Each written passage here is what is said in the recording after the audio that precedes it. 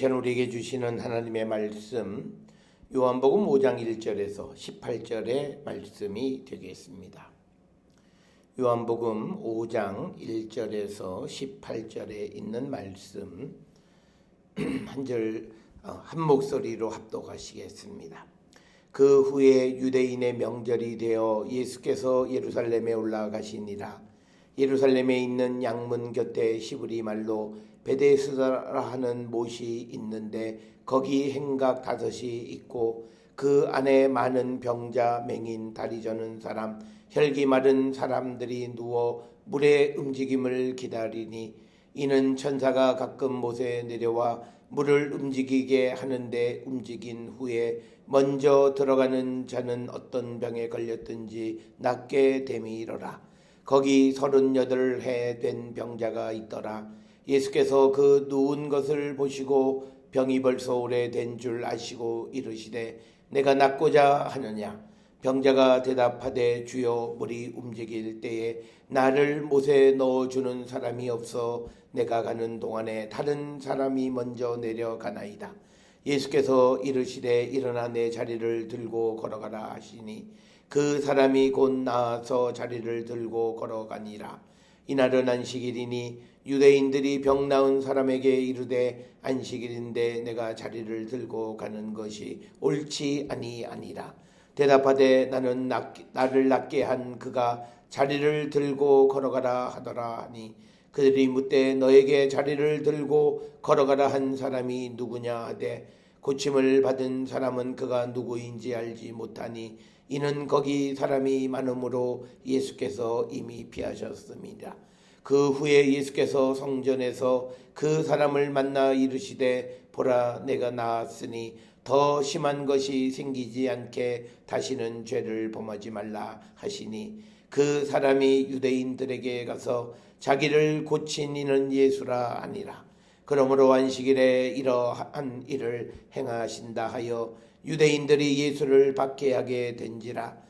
예수께서 그들에게 이르시되 내 아버지께서 이제까지 일하시니 나도 일한다 하시매 유대인들이 이로 말미암아 더욱 예수를 죽이고자 하니 이는 안식일을 범할 뿐 아니라 하나님을 자기의 친아버지라 하여 자기를 하나님과 동등으로 삼으심이로라. 아멘.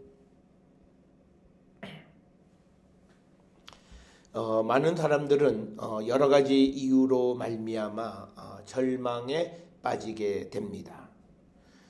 절망이라고 하는 말은 일반적으로 미래에 대한 희망을 잃은 그런 정신적인 상태를 우리가 흔히 절망이다 이렇게 이야기를 하는데 철학에서는 19세기 중반에 실존주의 철학자인 키에르케고르에 의해서 이 절망이라고 하는 용어를 많이 사용을 했고 이 실존주의 철학에 의하면 인간에 있어서 최대의 불안과 공포는 죽음이지만 그러나 근본적으로 두려운 것은 의지나 행위의 주체인 인격이 스스로 생애 지구한 목표를 잃어버리는 것, 이러한 상태를 절망이다 이렇게 불렀습니다.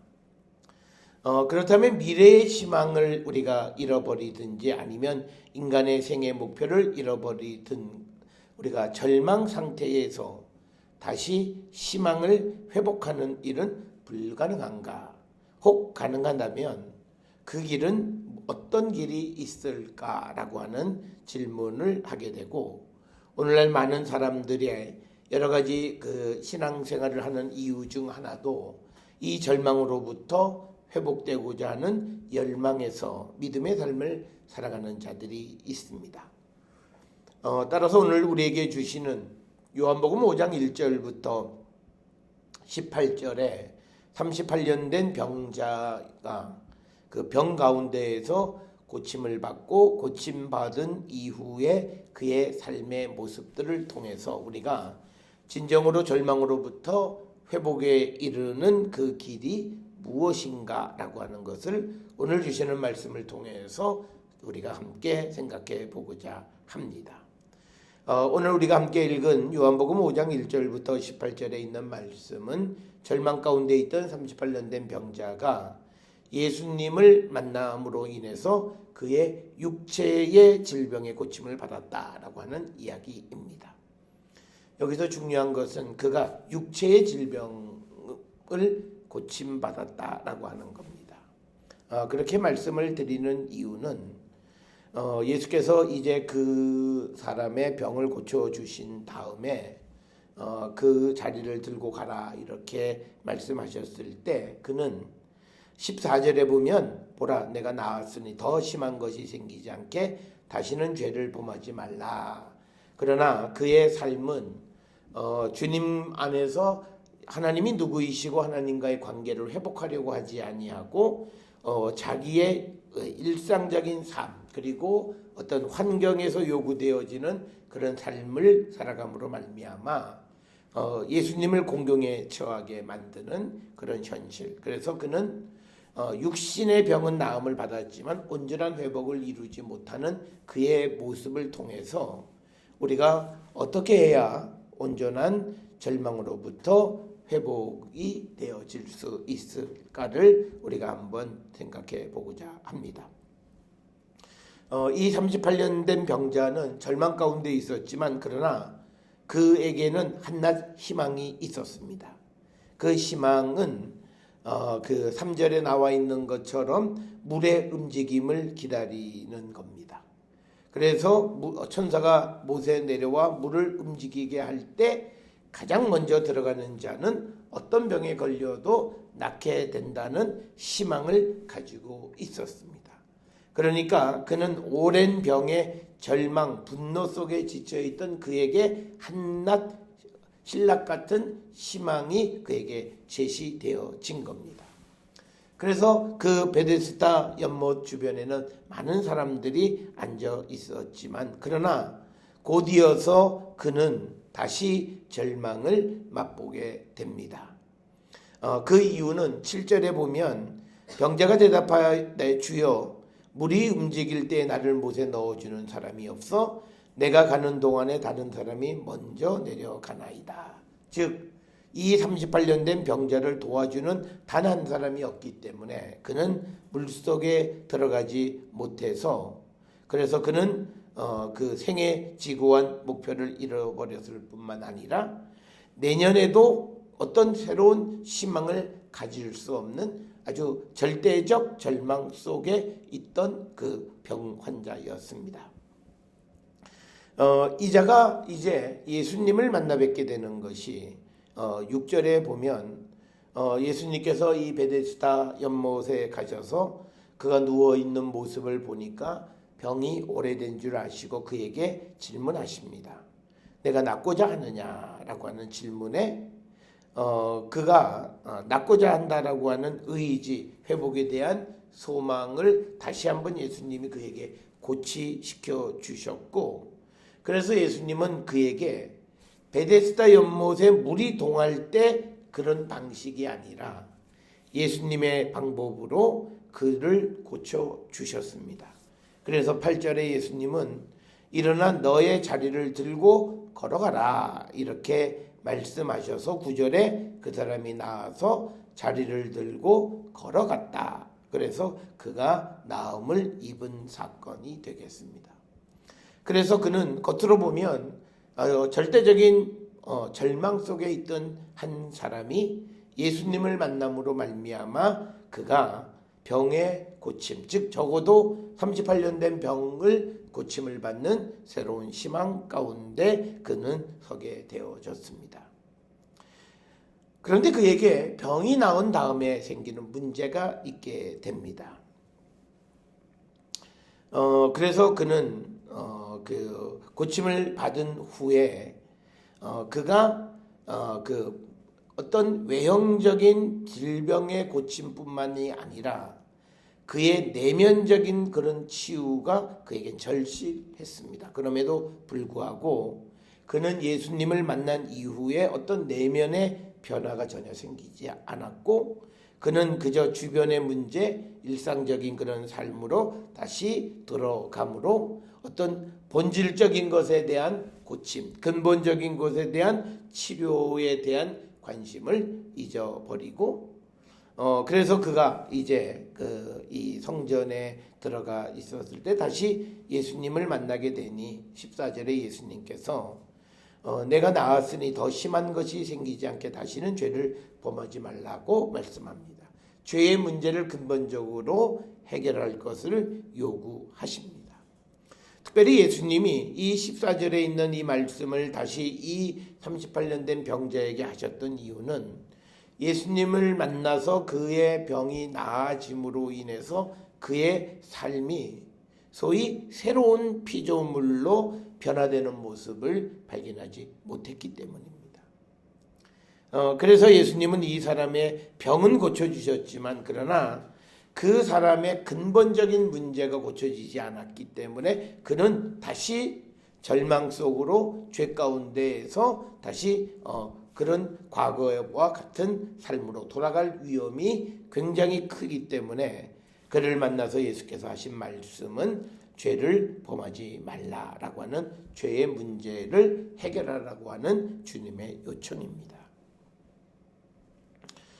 그래서 우리가 오늘 주시는 이 본문의 말씀을 통해서 우리가 깊이 생각해야 되는 것은 우리가 절망으로부터 회복이 되어진다라고 하는 것은 단순히 그 문제를 해결하는 것에 그치는 것이 아니라 그 문제를 더듬어서 근본적인 것이 무엇인지를 발견하고 그것을 해결해서 하나님과의 관계를 새롭게 하는 것이 진정한 회복이고 바로 그것이 절망에서 희망으로 가는 하나의 출구다라고 하는 사실을 우리는 기억해야 합니다. 우리가 사랑하는 많은 사람들은 예수님을 만나서 여러 가지 문제의 해결을 받은 후에 그들의 모습은 오늘 이 38년 된 병자의 모습과 별반 다른 그런 모습이 아닙니다. 그래서 오늘 주시는 이 본문의 말씀에서 이 사람이 이제 예수님으로부터 죄를 범하지 말라라고 하는 말씀을 들은 후에 그가 무슨 생각이었는지는 모르겠습니다만 그는 그 유대인들에게 우정 찾아가서 자기를 고쳐준 사람이 예수다라고 말을 함으로 말미암아 예수님은 좀 더 심한 박해를 받게 되어지고 오늘 주시는 18절에 보면 그로 말미암아 더욱 예수를 죽이고자 하니 이는 안식일을 범할 뿐 아니라 하나님을 자기의 친아버지라고 자기를 하나님과 동등하게 삼았기 때문이다. 이렇게 이야기합니다. 오늘 주시는 이 본문의 말씀을 우리가 깊이 생각해야 되는 것은 많은 사람들이 예수를 만나서 은혜를 입어 병이 나와서 은혜를 받은 것 같지만 그러나 그가 다시 옛날의 모습으로 돌아가는 것은 앞에서 말씀드렸던 것처럼 주님으로부터 병고침을 받고 근본적인 관계의 개선이 되어지지 않았고 더더욱 그의 죄 문제가 해결되어지지 않음으로 말미암아서 그는 오히려 다시 죄를 짓고 오늘 14절에 주시는 것처럼 더 심한 것이 생기게 되어지는 것이 오늘을 살아가는 많은 사람들, 특히 주님의 은혜 받았다라고 하는 사람들에게서 나타나는 현상이 되겠습니다. 따라서 우리가 절망으로부터의 회복에 가장 중요한 것은 우리가 절망으로 갔던 그 원인이 되어지는 죄 문제를 근본적으로 해결해야 합니다. 그래서 우리가 새로운 희망을 갖는다라고 하는 것은 새로운 피조물이 되어질 때 가능한 겁니다. 우리가 보통 조직신학이라고 하는 학문에서 사람에 대해서 얘기할 때 우리에게는 원초적인 그런 하나님의 형상으로 만들어져 있는 그런 모습도 있고 그런 사람들이 이제 타락을 해서 범죄한 형상이 있고 그 다음에 이제 예수께서 우리에게 전혀 새로운 피조물로 우리를 다시 만들어 주신다라고 하는 겁니다. 따라서 우리가 많은 논의 가운데에서 우리가 예수 그리스도로 말미암아서 새로워진 것이 구약에 나오는 하나님의 형상의 회복이냐, 즉 원초적인 본능적인 인간의 모습으로 돌아가는 거냐, 아니면 그것과 전혀 새로운 그런 피조물이 되는 거냐라고 하는 것에 대해서 많은 사람들이 서로 각자의 다양한 의견들을 제시합니다. 여기서 우리에게 중요한 것은 뭐냐면 우리가 예수 그리스도로 말미암아서 새로운 피조물이 되어야 한다. 즉 고린도후서 5장 17절이나 골로새서 3장 10절에 나와 있는 것처럼 새로운 피조물이 되는 것은 무엇보다도 죄를 범하지 않는 겁니다. 죄 문제를 해결하는 겁니다. 특별히 예수 그리스도를 만나서 새로운 피조물이 된 사람들의 가장 큰 특징은 뭐냐면 죄로부터 자유로워지는 거예요. 그런데 그것이 우리의 힘과 우리의 노력으로 되는 것이 아니라 우리 안에 계시는 주의 성령의 도우심으로 말미암아 우리가 모든 죄의 유혹으로부터 우리 자신을 지킬 수 있다라고 하는 거고, 그래서 우리가 새로운 피조물이 돼서 더 죄를 짓지 않으므로 더 심한 것이 생기지 않고, 그래서 우리가 죄의 문제를 해결했기 때문에 이제 우리와 하나님 사이에 새로운 관계가 형성되어지는 것, 바로 이것이 성경이 우리에게 얘기하는 절망으로부터의 회복입니다.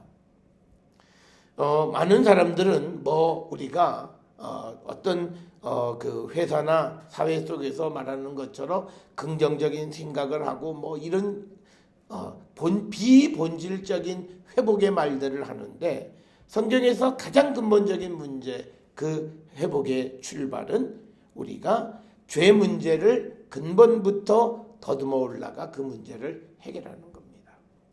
오늘날 많은 사람들이 절망 속으로 들어가는 가장 큰 이유는 이 죄 문제를 해결하지 않기 때문입니다. 어떤 이들은 우리가 죄 문제를 너무 많이 이야기한다라고 하는데, 사실 성경 전체는 죄 문제가 우리에게 있어서 가장 중요한 문제고 우리에게 말하는 모든 것의 핵심은 죄예요. 그래서 우리가 성경에서 말하는 참된 회복은 우리의 그 근본적인 죄 문제를 해결해서 하나님과의 관계를 회복하는 겁니다.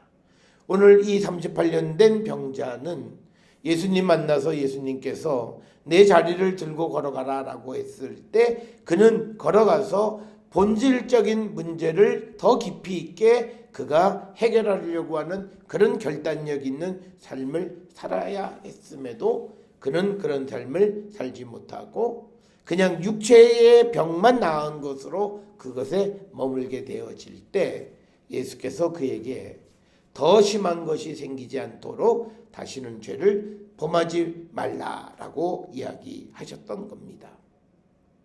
그렇지만 그는 이 유대인과 예수님과의 관계가 어떤 관계인지 너무나 잘 알고 있어요. 그리고 이 사람이 6월절에 안식일에 병이 나은 것을 보고 유대인들이 누가 네 병을 낫게 했느냐라고 따져 묻는 이유도 분명 알았을 겁니다. 그럼에도 불구하고 그는 이제 근본적인 문제가 해결되어지지 않았기 때문에 자기의 육신을 지키기 위해서 유대인들에게 가서 자기 고쳐준 사람이 예수님이다 이렇게 말을 하고, 이것 때문에 예수님은 많은 어려움을 겪게 되어지는 것을 봅니다.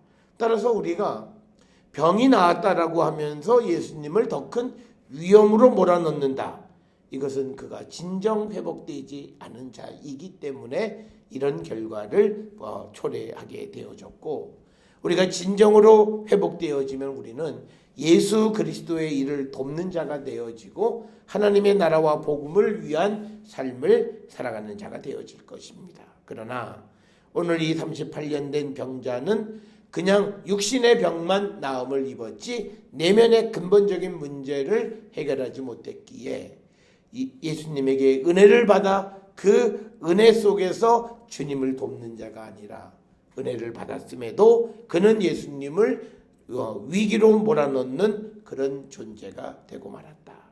오늘 살아가는 많은 사람들이 하나님의 은혜를 입었다 하면서도 그들이 하나님의 나라의 일에 도움을 주기는커녕 오히려 하나님의 일을 방해하거나 어렵게 만들거나 또는 그리스도를 다시 십자가에 못 박는 일들을 우리가 벌이는 이유는 그가 본질적인 문제의 해결이 없이 그냥 겉으로 드러나는 문제 해결에만 급급하기 때문이 아닌가 생각을 합니다. 따라서 오늘 주시는 본문의 말씀을 통해서 우리는 예수 그리스도를 통해서 고침을 받고 우리의 근본적인 문제, 즉 죄의 문제와 하나님과의 관계를 온전히 회복하는 자가 될 때 우리는 진정한 회복을 누리는 자가 되고 절망으로부터 회복되는 자가 되어질 수 있음이 성경이 우리에게 가르쳐 주시는 회복의 원리가 되겠습니다. 사랑하는 성도 여러분, 우리의 회복은요, 어떤 인간적인 어떤 노력 또는 어떤 인간의 또 사람들의 어떤 이론 그리고 어떤 사람이 제시해 주는 그 길 거기에 있지 아니하고 우리가 예수를 만나서 우리의 문제를 근본적으로 해결하고 더 깊이 나와 하나님 사이의 관계를 회복할 때만이 우리는 진정 회복되어지는 자가 될 수 있음을 분명히 깨달아 절망으로부터 회복되기를 원하는 우리는 우리의 문제를 근본부터 다시금 해결해 나가서 살아계시는 주님을 만나고 그 주님을 위해서 일하기를 결단하는 우리 모든 성도들이 될 수 있기를 주의 이름으로 축원합니다. 우리는 문제의 해결뿐만 아니라 우리의 내면이 새롭게 변화를 받고 이제는 주의 성령이 거하시는 새 사람이 되어질 때 우리에게 새로운 소망이 싹트게 되어짐을 우리가 믿고 하나님과의 관계를 바르게 세워가기를 결단하는 우리 모든 성도들이 될 수 있기를 주의 이름으로 축원합니다.